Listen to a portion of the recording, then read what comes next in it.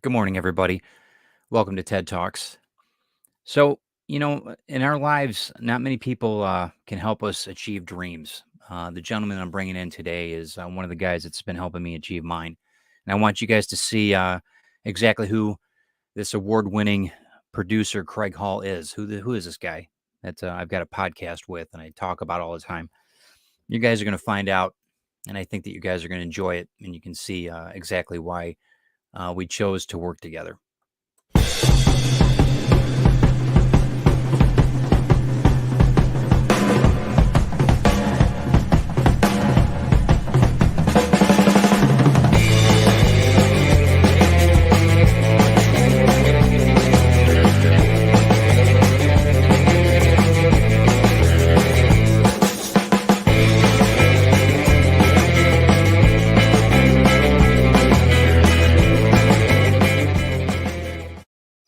Well, today is Tuesday. It's 10 o'clock, and it's time for TED Talks. My name's Ted Davies. It's the first time that you are here at this station.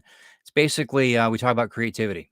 We talk about different creatives in the field and, who I think is important and who's got something to say. And that's basically what we talk about with TED Talks.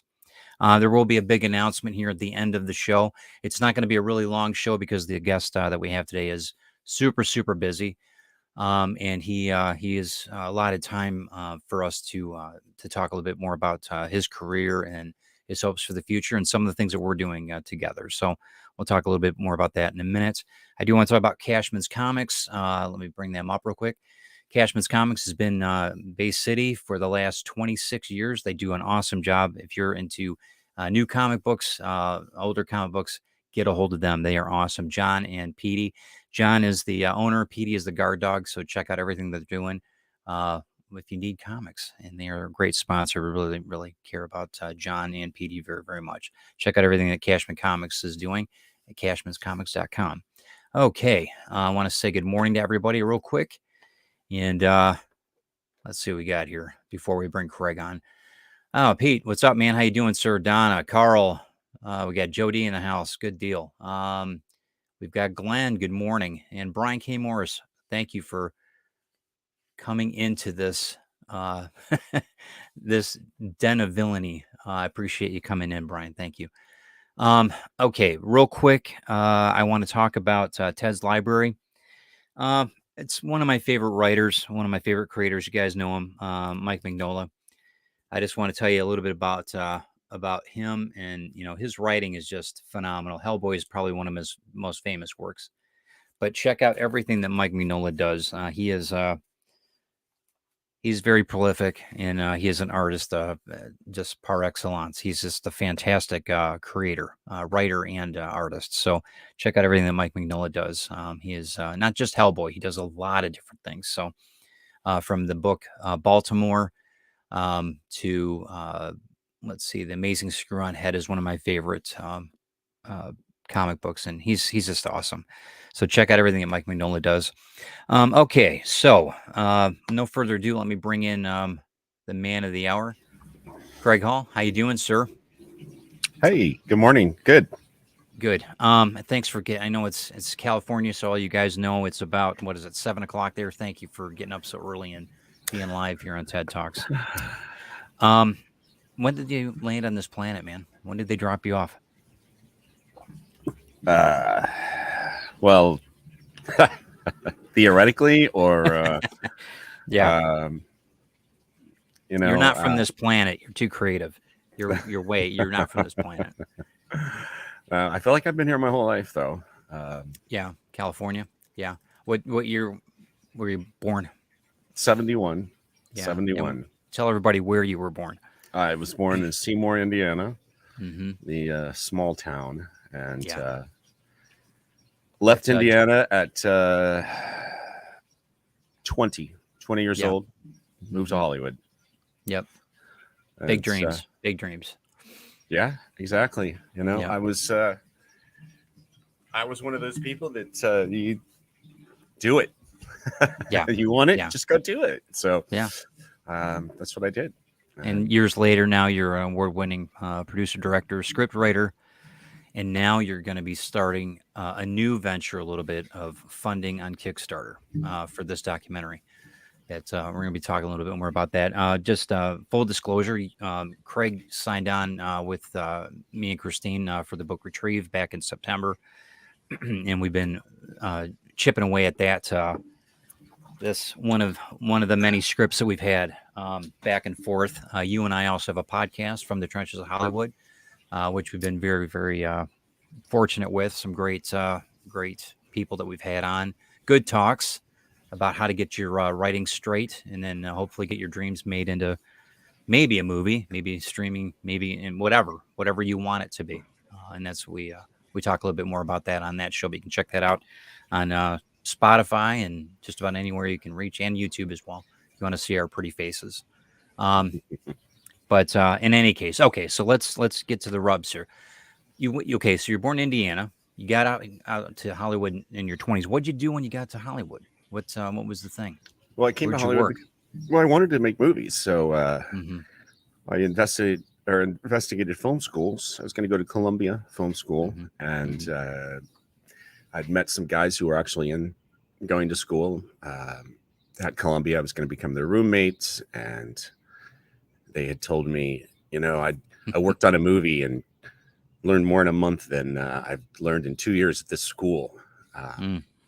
You should just go work on a movie. And so I did. I worked on a movie set, and by the time I wrapped that film, I'd started my own production company with one of my roommates, and we just started producing at that point.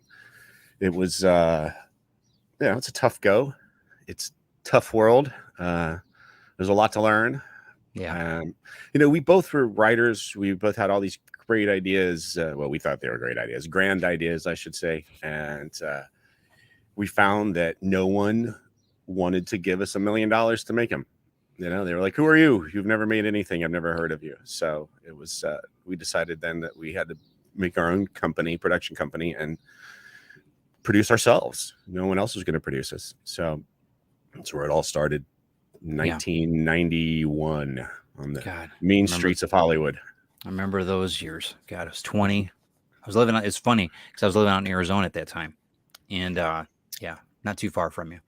What was your first movie? What was the first acceptance writing or whatever? What happened that got you into it mainstream? With the company, De Novo Productions was the name of the company that I started with. Michael Akers. He's a writer, director, producer, now based in New York City. But he had lots of ideas, and I loved a lot of his ideas. And so we picked one called Hero Man, which was a series and very comic bookish. It was a superhero. We made it live action. His name was Hero Man.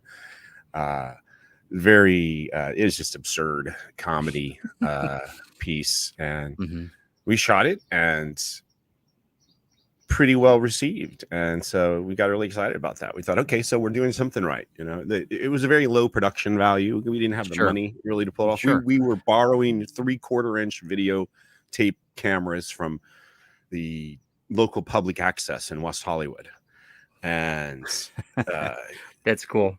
So this was old school, big giant videotape.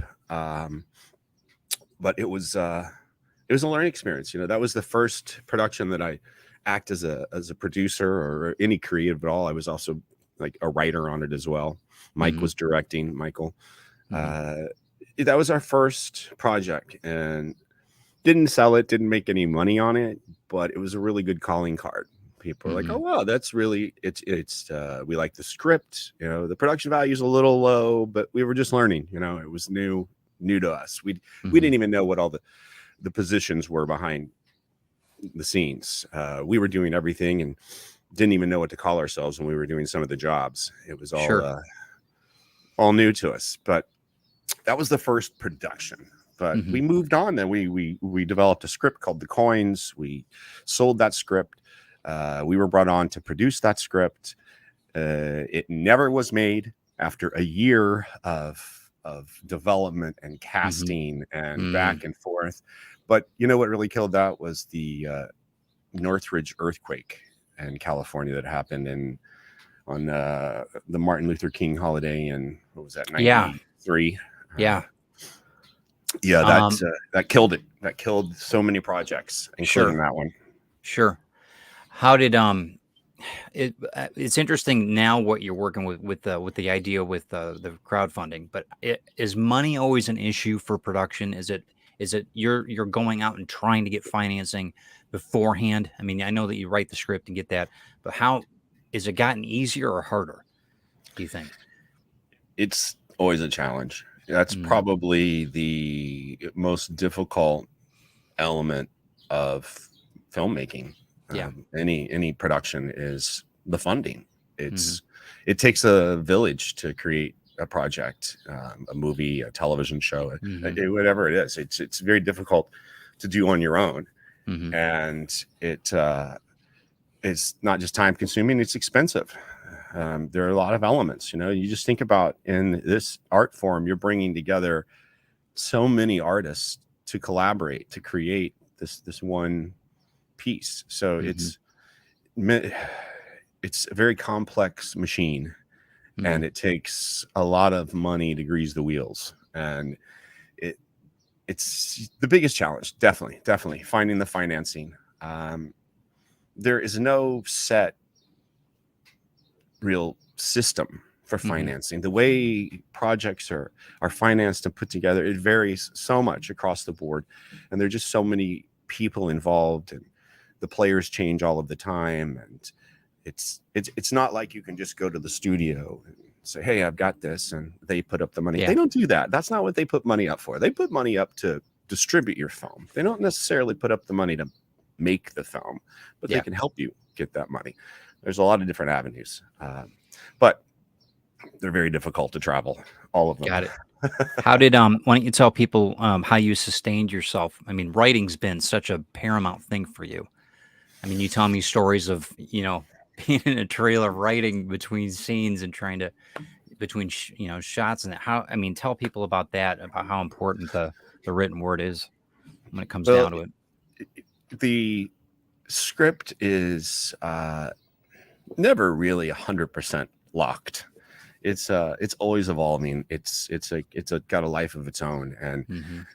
when you're filming, um, numerous things can come up. It could be a Mhm. logistical thing where you've got to change the script. It could be uh, a conflict that you've discovered that shouldn't be there within the script. Yeah. It could just be the actor came up with a better idea, or the director. It happens. Again, it's a collaboration. So constantly tweaking, Mhm. and yeah, numerous times it's come down to, okay, we're going to shoot this scene in 2 hours. We need to rewrite the entire scene, and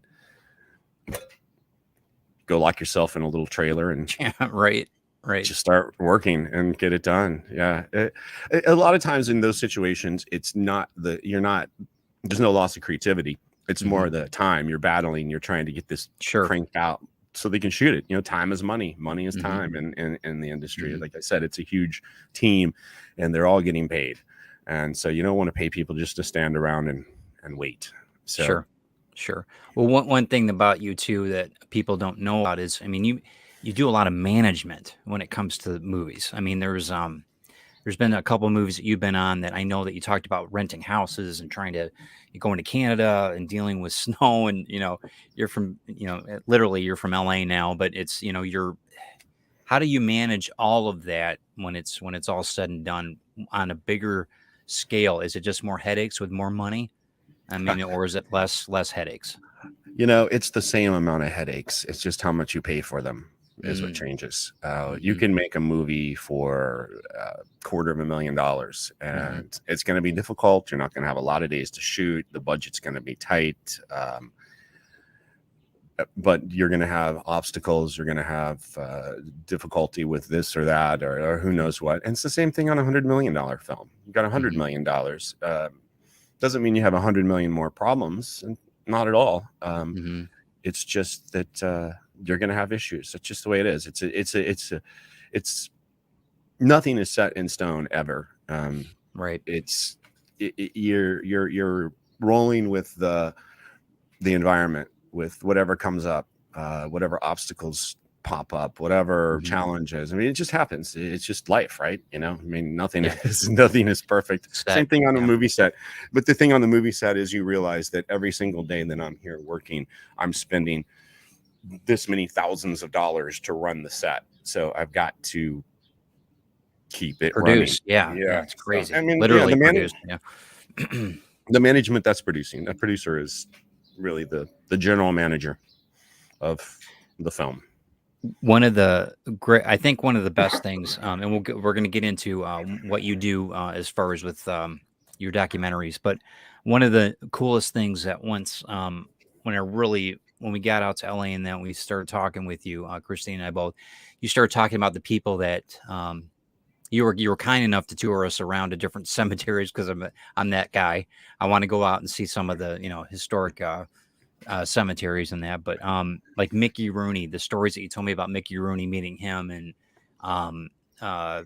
just, that type of thing, that really, we won't get into in this interview, but I really want to tell people that you've been a lot of places in Hollywood, dealing with different types of people, not recording movies necessarily with them, but you've got some great stories when it comes down to it. I've really, really enjoyed talking with you about that, or listening more so than anything else. The quirky thing about LA is it's very fake, and it can be very endearing in the same breath. So at least that's what I see, being kind of an outsider still. What do you think over the course of the last 30 years that you've been there? Yeah, it's a very interesting place.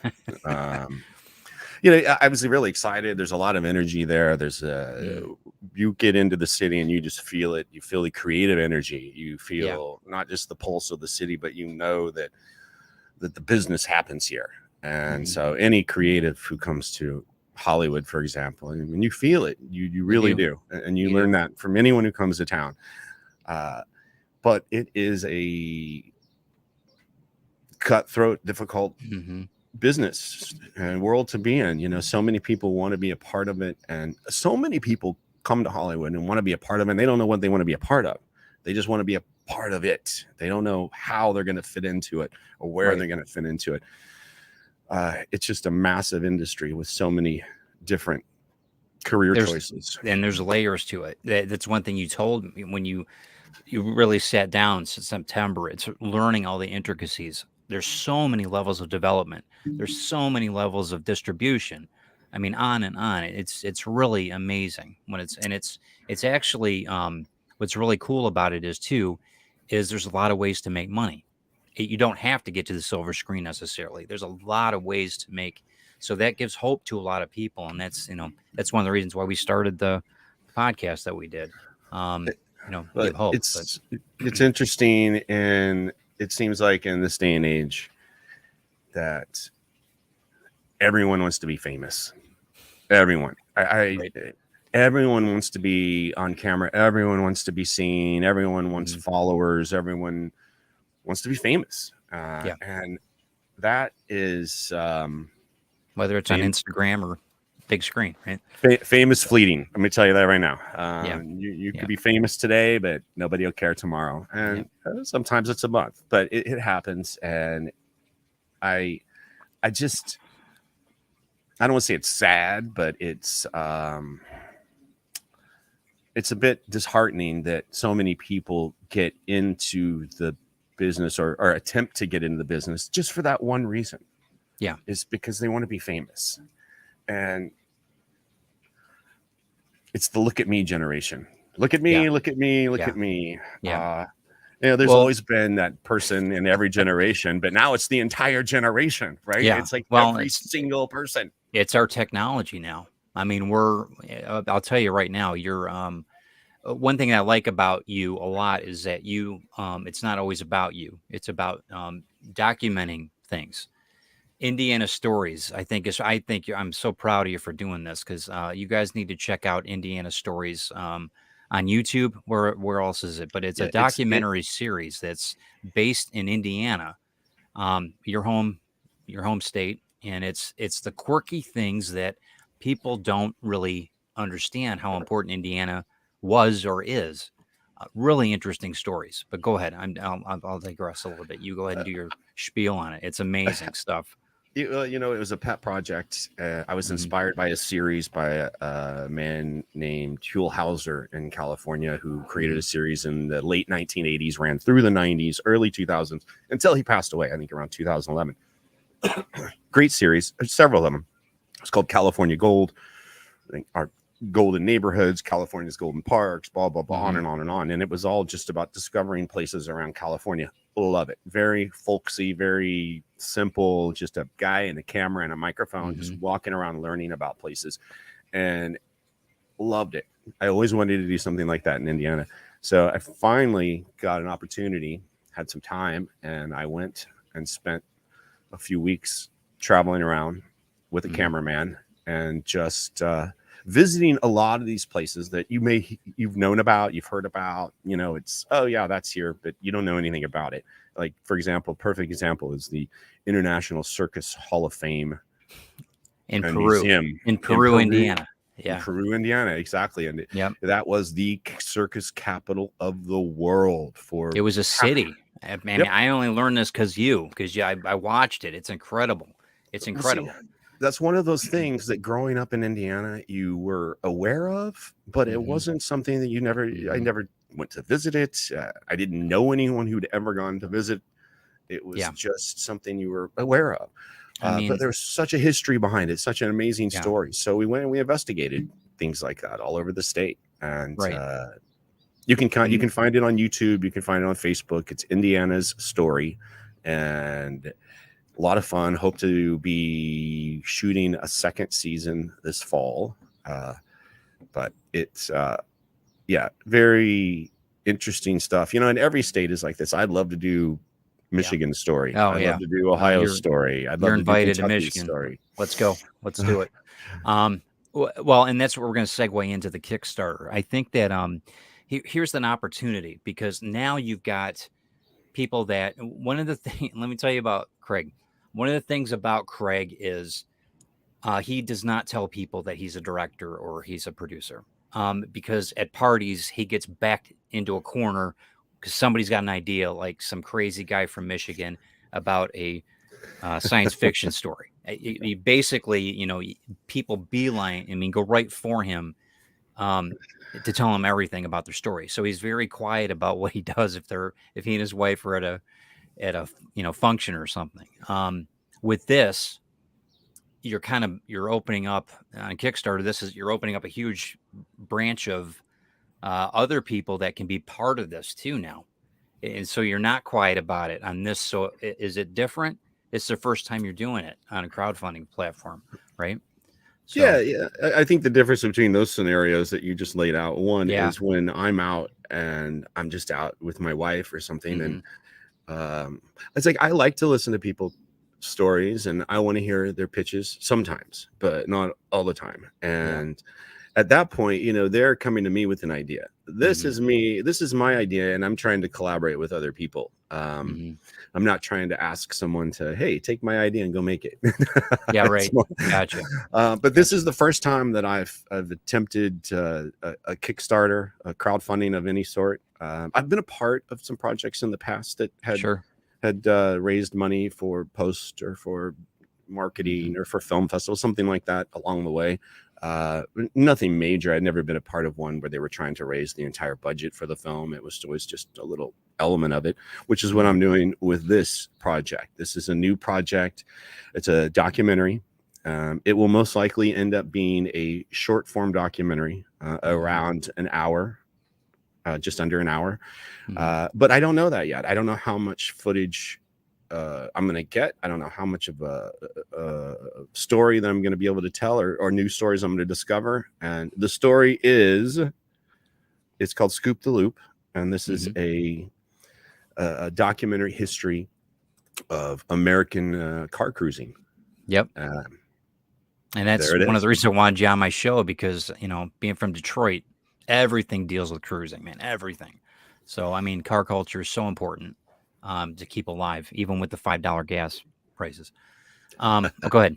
Continue. I'm going to go to this in a second. We're going to play the video once No, you're. go ahead. Play the video All right. now. This is we just launched this. We've got 6 backers already. That's great to see. Yeah, it's very good.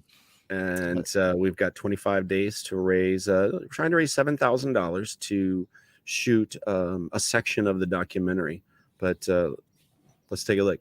Let's take a look. You guys can like and share this out too. That would be awesome. Here we go. Hey everybody, Craig Hall, director of Scoop the Loop.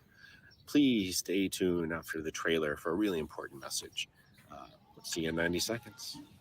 Hope you enjoy.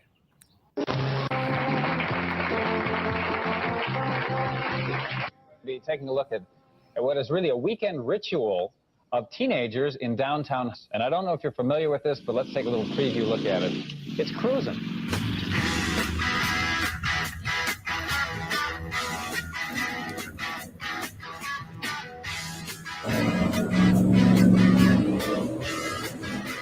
My dad was actually a cruiser in the 60s. He went to Kernersville. His buddies would get their car and they'd go to Seymour and cruise the streets and try to meet girls and would do what teenagers do. Take the world in a loving embrace. When I was a kid, I have an older sister who's 7 years older than me, and when she had to watch me and we were out and about on a Friday or Saturday night especially, she would say, let's go scoop a couple loops.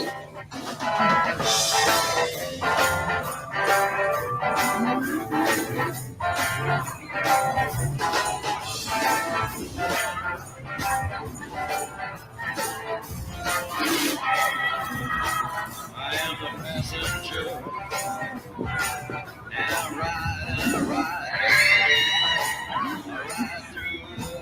Hey everybody, hope you enjoyed the clip. Just a small piece of what we're putting together. Need your help. Great American story to tell. Cruising. It's part of so many people's lives, and it's making a comeback. Help us bring this story to life and share it with not just America, but the world. We appreciate your support. Thanks for joining the Scoop the Loop team. There you are. There it is. Yeah, Scoop the Loop. It was for me growing up in Indiana. I was born in Seymour, and I want to go back to Seymour and shoot in August. They have an event called Scoop the Loop where they bring back downtown cruising. Seymour was a kind of a mecca of southern Indiana of car cruising. People would come from several counties all around, thousands and thousands. This is a town of maybe 12,000 people, but on the weekend there would be 10,000 kids that show up. Oh, easy. Yeah. And from all over the area cruising the downtown. So they eliminated cruising back in the early 2000s, and it's slowly, not slowly, about 10 years later, they created this event, Scoop the Loop, and it's just grown every year since. And it's just, I think it's great. Well, it's turned into a big community event, a fundraising event. Yeah. All the people who shut down the cruising 25 years ago now are out there trying to bring it back because they realized that it was actually a good thing. Yeah. It brought people to town. People spent money. The businesses in downtowns. Think of all these little towns across America where the downtowns died, right? You know, everything moved out to the shopping centers and the shopping malls outside of town. Suburbs. Yep. So a lot of those small businesses were able to hold on because of the cruisers on the weekend. And once they went away, it just killed them. Understood. So, we've got a dream cruise in Detroit, and it's huge. I mean, it's like a 40-mile run on Woodward. They do it every year, but we've got, being in the Rust Belt, it's a tremendous amount of cars that we've got here. Unbelievable amount. So in that, every state has their little collective. And I think that what you're showing though is it's not a dying thing. I think that, like you're saying, it's coming back. And I'm so glad that you're throwing a camera on it to really document it for what it is, and the benefits to it.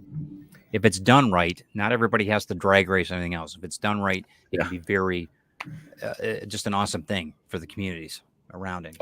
Sure. So I mean, it creates its own community Right, exactly. of cruisers. There's Culture. so many Yep. Car clubs, culture. and it's across the country. Like we're covering Somerville, New Jersey, where they have every summer, all summer long, Memorial Day through Labor Day, on Friday nights they have a big car cruising scene in Somerville, bringing it back to what it was in the 50s and the 60s as well. And of course, Indiana, we're stopping in Seymour for the Scoop the Loop. We want to shoot there. And then in East LA, Whittier Boulevard, very popular cruising spot, incredibly popular in the 60s, 70s, 50s even, and still today.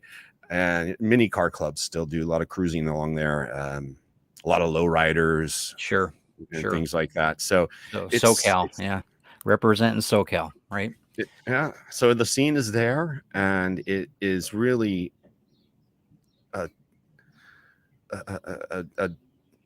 important part of so many people's lives. Their coming of age years, their teenage years, they spent on the streets cruising. That's where the social scene was. They weren't on Facebook or Twitter or anything like that. They actually were out to see each other, and it was a thing to do. You got dressed for it. You went out. You were out all evening. It was the social event. I did it. I'll tell you, I'm not going to tell you I was drag racing. I don't think anybody can.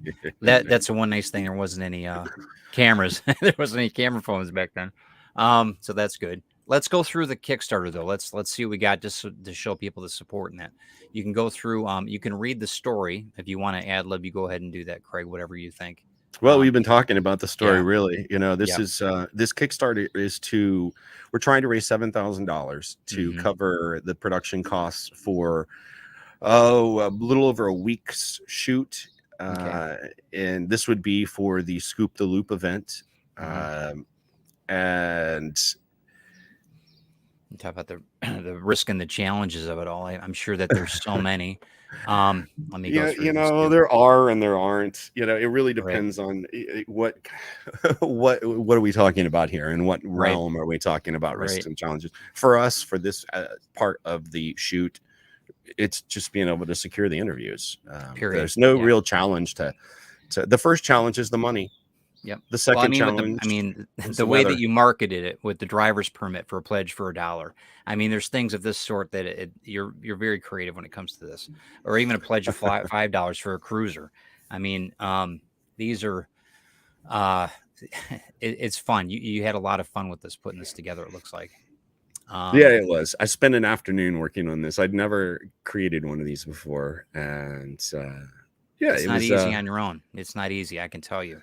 I've had the luxury of having a team of people help me, and it's not not an easy thing for one person. But you've got what is the $50? The $25 is a good car gods smile on you and grant you good karma, and your name is in the credits. That's not bad. So for $25, you do you have like a donor section of the? So we'll have a special thanks.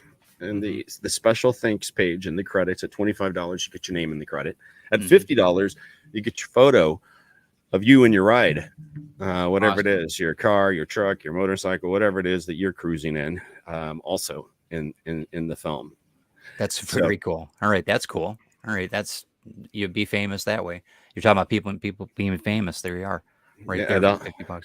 Yeah, and 100, you get that, as well as we'll send you a digital link of the film. You can download the film, own the film, you can show off your appearance in the film to all your friends at any time. Very cool. Very cool. How about for 1,000? 1,000. Well, let's see. With 1,000, you get all of that, but also you get an invitation to the screening. We're going to do a screening of the film in all 3 locations that we film: Indiana, New Jersey, and California. So wherever you are, if you're close to one of those, come out. We're going to be doing a show, and you're going to be a part of it. Walk the red carpet, get your photo taken. That sounds like a good time, and it's good for car clubs too. So if you can do this as a car club as well, right? If you ended up for 1,000 or 5,000, what's the 5,000? 5,000, all of the above. You and a guest invited to the screening, but you also get to come be in the film on set. Meet up with us. We'll feature you in the movie. At the $1,000 level too, we'll feature you in the film. But 5,000 feature you in the film as well. You in your car. Depending on if you want to go on to do an interview, we'll interview you. A lot of people don't. They just want to be seen, and that's okay. Sure. You know, we'll do whatever it is that you're interested in. Sure. But also at the 5,000 level, if you're going to be there on set, then you're going to get a dinner with the crew and hang out with us one night and talk cars, talk whatever you want to talk about. You want to talk movies? We'll talk movies. So that's the high end, the 5,000 level, which we're only trying to raise $7,000. So if we were like I said, 5,000, that would be great. Like I said, though, if you guys are interested in it as a car club collective too, don't be afraid of that. There's a lot of things that you can do as a group. You know, I would think that would be really cool. I think if you want to do that, it depends on how Craig would set it up. But the $50 level is perfect for that if you want to, because this gets you into the film credit wise as well as a photo. We're willing to work on that. We could do a group photo. We could do single photos and group photo of your club. However it is that you want to be shown. Sure. We're very amendable. Awesome. That's awesome. I'm loving it. Yeah, so check that out. We'll put that in the description as well, the link for this on Kickstarter. I know you're super busy this morning, and I appreciate you coming out. Is there anything else anything else in closing you want to talk about with Kickstarter, or you good with that? I think we pretty much covered it. No, we've got the link there. I guess we can push that out. You can also go to my Facebook. I'm on Facebook. You can find me, Craig Hall, and there you'll find the links. Also on my Instagram, you see that right there, Craig Hollywood. Go to my Instagram. You can find it there as well. Push you right to the Kickstarter page. Appreciate any support I can get out there from anybody. If you know folks in car clubs or in the car culture, hey, turn them on to this. I think that they would really like this project. The time of year is great to do this too. I mean, I've got it on my site, so I'm gonna be definitely pushing it for you, and we'll talk a little bit about it from the trenches too, I'm sure. Yeah, well, I'm under a crunch too, because all of this car activity happens in the summer, and we are. This is a project that I was kicking around for the last several months, but I just did not have the time to dedicate to it. And then I got in touch with the Scoop the Loop folks, the people who created that event, and they gave me their new date of August 20th, I believe, this year, Saturday, August 20th. And it was that's some pretty we got to do it. Some pretty tight. Yeah, to get the crowdfunding and everything else, and then get everybody set up there. Because you've got a crew of people, you got to fly out there, you got a bunch of things, car, all that stuff. So luckily, I've got all that together. I got a great crew. I've got a great crew in Indiana, even that I have used for Indiana Story. So a lot of that'll come together quickly. It's but the longer I wait, the prices go up, as you you know. So we want to get this $7,000 locked in and get this August shoot together. The target date to release this is summer of 2023. We might be able to make a spring release date if we really can get some fundraising going. But it's we're making it one way or another. I'll tell you that. And it's completely achievable. I think you're there. I appreciate you coming in, man. I appreciate you stopping in, just, talking to everybody. And, I'm glad we can help you out a bit. I'll be sharing this out too. Yeah, you guys check it out. I mean, Scoop the Loop. We'll have to definitely promote that for you. And anybody that's a, Hoosier, come on. You guys know Hoosiers. If you're not a Hoosier and you know Hoosiers, make sure that you check this out, because it's definitely, this is Americana at its finest. So give me 200 people to give me $50 and we're good. Okay. Sounds good. That's very doable. $50 gets you in the film, my friends. And it makes you famous. We're gonna make you famous. So the kid stays in the picture. So that's there you go. Thanks again, man. I'll talk to you soon. I appreciate you stopping in. Yeah, no problem. Thanks for having me, folks. Hit me up anytime. Send me a message. I'll be happy to hear from you. If you have any questions about what I'm working on or what you're working on. Yeah. That's right. Maybe I have all the time in the world. Send me a message. Right. We'll talk to you soon, man. Thanks again. All right. Don't work too hard. All right. I'll All talk to you right. soon. Thanks a lot. Thanks. Bye, everybody. Bye. Well, now you get to see a little bit more about Craig. He's, like I said, he's salt of the earth. He's a really good guy. And I've been very, very blessed to have him work with me on Retrieve and everything else that's going on with our podcast. But I want to make sure that you guys really look at, the Kickstarter and see if you can lend him a helping hand, because I know that it would mean the world to him. And I know that Indiana's story is really is going to benefit from it tremendously. I really see it going a lot of places and helping a lot of people out, whether it's restaurants or hotels, anything, Airbnbs, anything that's in that area. It's going to help everybody else out. Okay, so I guess we're at the point now in the show that the big announcement. So the last couple of months, a lot's been happening. We had a lot of things happen, actually. We've had new podcasts come on. We've had new publications coming out, Comics Unlimited, as you guys know, with me and Glenn. I have John Celestri with another podcast that I'm doing, as well as Craig Hall doing From the Trenches of Hollywood. So, and we've been writing the script for Retrieve. I've been having we've had very good success with that, with the episodes. But there's been changes. There's been a lot of things that, we go through, and it's constant movement. Everything's, happening. Hey, we got this idea. What about this? So it's constantly not changing, but it's just evolving. And in that, I'm in a situation now that I think that there's a couple things to do for me to pivot. So first off, let me tell you, the last 2.5 years have been awesome.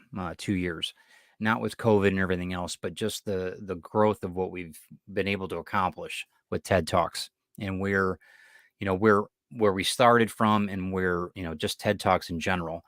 I do a lot of different things on this channel, as you know, everything from watches to, you name it. But TED Talks has been mainly to promote other people. And I think we achieved that. And it's, the rub is this. I think it's kind of run its course. I think that I'm in a position now to where I really have to get my work out. It's not just slowing me down, but it's slowing other people that I've got around me, other collaborators, things like, like we were talking about with Craig. I've got a lot of things happening with Retrieve that I've got to finish up. A lot of things happening with Grimm 101. We had some hangups on a few things with the miniatures and that kind of thing that Damien's taking care of, and he's doing a great job with that. But it's been not daunting, but it's been very much a concern for me that I keep TED Talks at the level that I wanted it at. And after Christine and I were talking about it for the last couple months, we figured that this would be probably the optimum time to move on away from TED Talks. I wanted to have Craig on at least so I could promote, what he's doing and everything else with that. But as far as an interview show and everything else, I think TED Talks has pretty much run its course. So we're going to be doing away with that effective immediately. But Tuesday mornings, since I have to get my work out, and I've got a lot of things that I'm going to be doing, I'm turning it into kind of, we're not going to be doing TED Talks anymore, but I'm turning another show at the same time, Tuesdays at 10 a.m., but it's going to be a live show, and it's going to be me drawing, and I'm calling it Back to the Drawing Board. And it's going to be basically me working on my stuff when it comes to comic books, my books, any of my commission work. That's what it's going to be. So it's not going to be the interview show. I've got plenty of formats now to do interviews. Comics Unlimited, Glenn and I have talked about where we want to take that as far as a professional interviews of the industry, people that are in the industry, people that are promoters of the industry, that kind of thing. We're going to be looking at that really as possible interviews on that. I have a few things with John Celestri that we're doing right now, which I think really formats the writing aspect and the creation of comic books wholeheartedly. I'm looking forward to really delving into that further with John. We haven't even scratched the surface on that. And then as far as with Craig, we've got everything going on with interviews and writing and all kinds of stuff with him, with scripts. And so that, I think that all three of those podcasts are really I really think that those are going to be the network that I want to build from, as far as the interviews and that. It's gotten to the point where I've had to build a lot of everybody else's careers or starting careers, and that's great. And that's what I wanted to do. I wanted to have it so that we're kind of a jumping off point for a lot of people, whether it be their books or Kickstarters or whatever. But it's gotten to the point now where I think that it's, like I said, it's run its course. Yeah, and I think it's a healthy way to do it. So starting July 5th at 10 a.m., I'm going to be working strictly on the boards. So you're going to be seeing maybe me for a second or so, and then everything will be on the drawing board. We're going to be going through. I might go through a couple of things of how I'm laying out books, whatever, but it'll be mainly me drawing. So hopefully you're going to look forward to that, because hopefully people like my art still. But I think that I think it's there. I think that we're to the point now. I'm going to need to. I really need to start producing more of my work now, and it's not really with a heavy heart or anything. It's just I just think that's just the way it works. I've always, whether it was in architecture or anything else, I always wanted architecture that evolved. The same thing goes with this channel. I want it to evolve. I want it to get to the point where, we're all benefited from it. But I think that, collaborating is a huge benefit to me with Glenn and with John and with Craig, because I'm able to diversify, but also, it holds me accountable on a lot of things. With TED Talks, it's gotten to the point where now it's not daunting, but it's like I said, I think we're at the point now where I need to kind of, promote me, as cruel as that sounds. So, but hopefully, hopefully it's not a bad thing.